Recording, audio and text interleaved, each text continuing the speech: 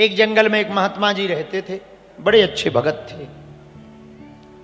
रोज वहां से शिकार करने वाला एक फसिया होता है, आपने नाम सुना हो फसिया, जो पंछियों को पकड़ता है, कबूतर, बाज, तोता, उनका जाल डालने वाला, उसको फसिया कहते हैं।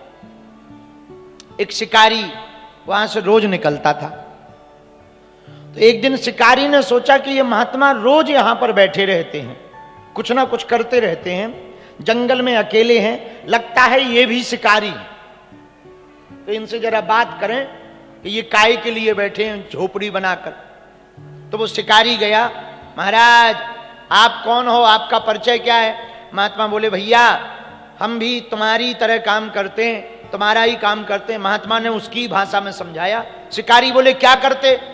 तो महात्मा ने कहा तुम क्या करते? बोले महाराज हम तो नंबर 1 के शिकारी हैं, बड़े प्रसिद्ध शिकारी हैं, हमारे दादा परदादा शिकारी रहे, और हम पंछियों को जाल में फंसाते हैं, उनको फिर बेचते हैं या खाते हैं, यही काम है हमारे। अच्छा।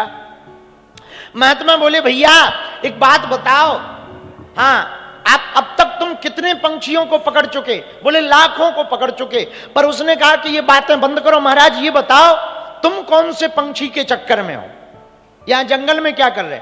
महात्मा बोले हम भी तुम्हारी तरह एक पंछी को फंसाना चाह रहे। बोले कौन सा पंछी? अब बोले उसके बारे में मत पूछो, तुम ना पड़ो ज्यादा मामलों में, जाओ अपना काम। अरे नहीं नहीं महाराज बताओ, हो सके हम तुम्हारी मदद कर दे। महात्मा ने कहा कौन इनकी बातों में पड़े? तो लंबी लंबी बातें बना के महात्मा ने कह दी भैया हमारो शिकार तनक अजीब टाइप को है। बोले क्या? बोले वो 4 हाथ वालों है, हम उसको फंसाने के चक्कर में यहां बैठे हैं। शिकारी बोलो महाराज 1 महीना की मोहलत दे दो, वो 4 हाथ को पंछी जहां भी हुई है जंगल में हम पकड़ के लाएंगे। महात्मा ने सोची बलाए तो टले। बोले भैया यदि 1 महीना बाद ना हुआ, ना मिले, ना लेके आए तो? बोले प्राण त्याग देंगे। तो महात्मा से शिकारी जाते जाते बोला एक बात बताओ, यदि हम 4 हाथ वाला वो पक्षी पकड़ के ले आए तो तुम क्या दोगे? महात्मा बोले यदि तुम वो ले आओगे ना भैया तो हम एक बात बोले। बोले हाँ हम तुम्हारे चेला बन जाएंगे। शिकारी बोला ठीक है। बोले थोड़ा नस्ल बताओ, शकल कैसी है, दिखता कैसा है? महात्मा बोले सांवरा दिखता है, कभी कभी मोर पंख पहन लेता है, मोर पंखा जैसा उसके माथे पे लगा रहता, 4 हाथ हैं और 4 हाथ वाला है, वो हमारा शिकार है, वही पंछी चाहिए।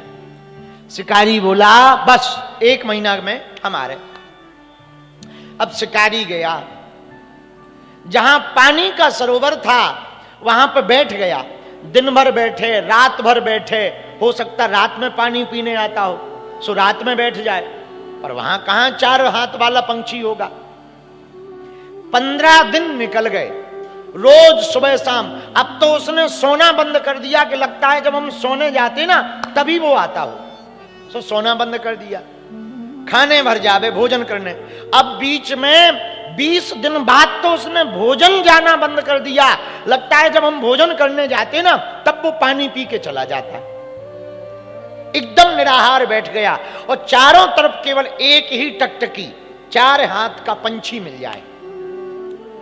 25 दिन हो गए, धीरे धीरे कमजोर हो गया, आंखों में चक्कर आने लगे, फिर भी जाल लेकर बैठा और मन में प्रण ठान लिया कि यदि हमें वो शिकार नहीं मिलेगा ना तो हम अपने प्राण त्याग देंगे, मर जाएंगे।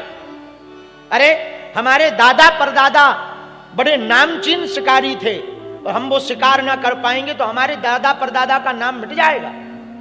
ऐसा विचार कर उसने कठोर प्रण लिया कि हम प्राण त्याग दें।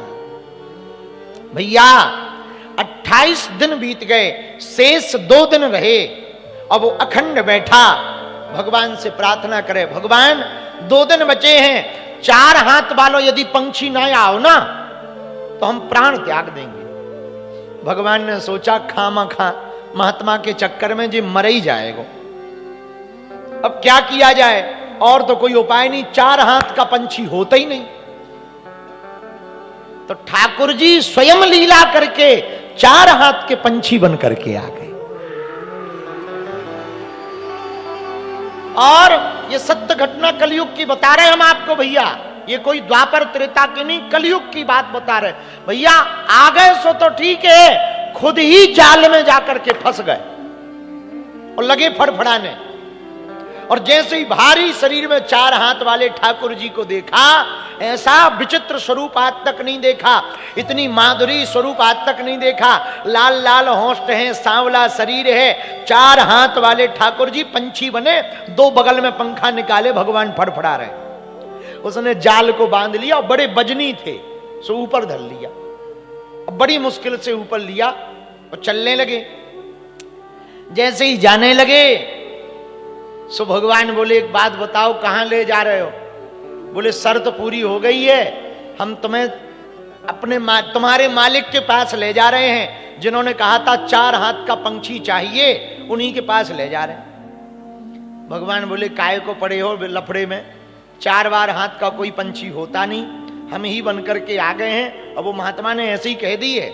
बोले महाराज अब बातें ना बनाओ, चाहे 4 हाथ को होवे या ना होवे, हमने तो पकड़ लो।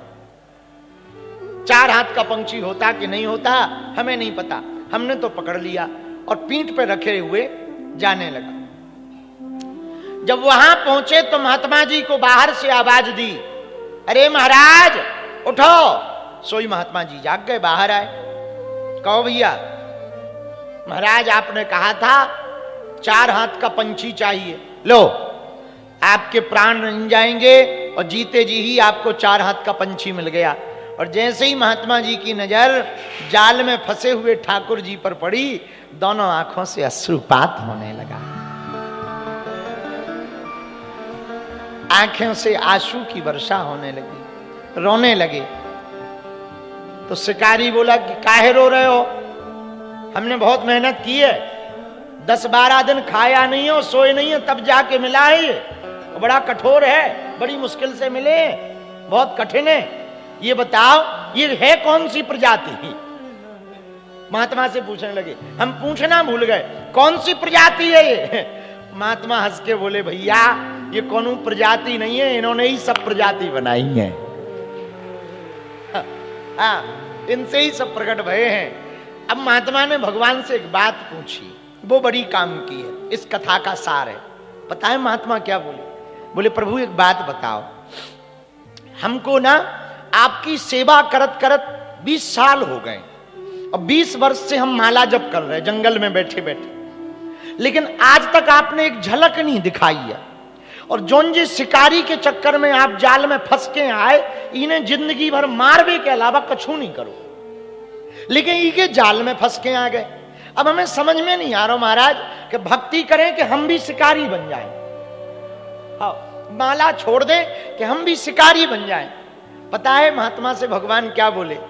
मुस्कुराते हुए बोले आप भक्ति इसलिए कर रहे थे जानकर कि भक्ति से भगवान मिलेंगे, और ये इसलिए एकटक बैठा था कि 4 हाथ वाला पंछी मिलेगा, और ये भगवान से प्रार्थना कर रहा था कि हम लेकर के ही जाएंगे। इसके विश्वास पर हम रीझे हैं। तुम्हारा विश्वास भक्ति का था, इसका विश्वास अपने कर्म का था, तो कर्म के विश्वास पर हम रीझ कर आ गए। इस बात से हम एक बात कहना चाह रहे हैं। पूछो क्या? पूछो। जो नौकरी करते हैं, राजनीति करते हैं, व्यापार करते हैं, या जो भी आप काम करते हो, भैया हमारी कथा सुनकर, हमारे प्रवचन सुनकर तुमको महात्मा बनने की आवश्यकता नहीं है। तुम जो कर्म कर रहे उसी कर्म को हनुमान जी का काम मान करके करना, वो कर्म में ही तुम साधु रहोगे। बस गंभीरता पूर्वक करना, नियम पूर्वक करना और आचरण शुद्ध रखना। अपना आचरण बहुत शुद्ध रखना, बुरा ना मानना। मेरे पागलो, तुम चरण के बल पर मंदिर तक पहुंच सकते, पर आचरण के बल पर परमात्मा तक पहुंच सकते। अब तुम्हें निर्णय लेना है, तुम्हें केवल मंदिर तक जाना है या परमात्मा तक जाना है। परमात्मा तक जाना है तो चरण का प्रयोग नहीं होता है, परमात्मा तक पहुंचने के लिए आचरण का प्रयोग करना पड़ेगा। आचरण शुद्ध रखो, जो कर रहे हो तुम। हम एक बात कहें, जो फल ये महात्मा जब तप करके हम लोग पाते हैं, जो फल तप तपस्या करके ध्यान करके हम पाते हैं, वो फल आप गृहस्थ में रहकर पा सकते हो। बस अपनी गृहस्थ में परंपराओं को जीवंत रखना, भक्ति को मन में जीवंत रखना, आचरण शुद्ध रखना, विचार शुद्ध रखना और नित्य घर पर साधु सेवा का भाव रखना। वो तुम्हारा घर घर नहीं मंदिर हो जाएगा। तुम गृहस्थ नहीं, तुम भी साधु हो जाओगे।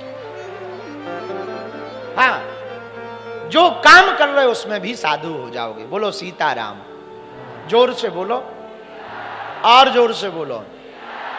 तो इस कथा का आज का सिद्धांत यही है, भैया आचरण शुद्ध करो अपने, बातों से नहीं। कई लोग कहते महाराज हम पे भगवान की कृपा नहीं हो रही। भैया कहां से हो जाए?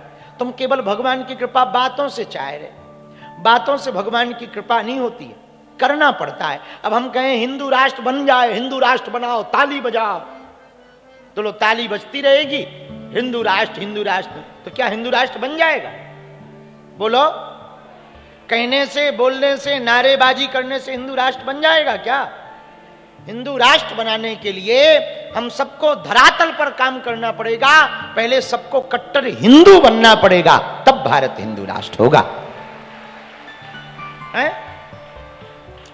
तो भैया हमारी बात याद रखना। पूछो क्या?